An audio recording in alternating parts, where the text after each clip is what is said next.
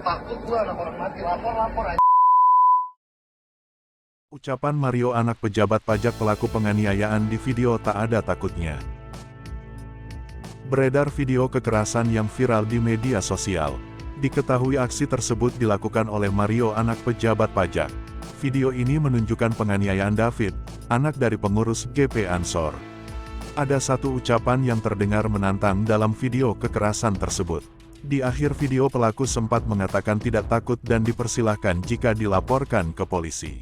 Gak takut gua anak orang mati, lapor aja. Gak takut gua anak orang mati, lapor aja.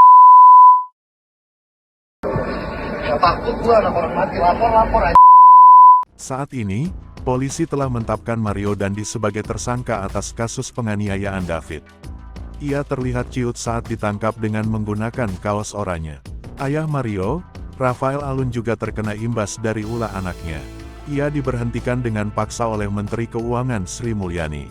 Pencopotan Rafael didasarkan pada pasal 31 ayat 1 PP 94 tahun 2021 mengenai disiplin pegawai negeri sipil. Hingga saat ini, kondisi David sang korban penganiayaan masih dalam pemulihan serius.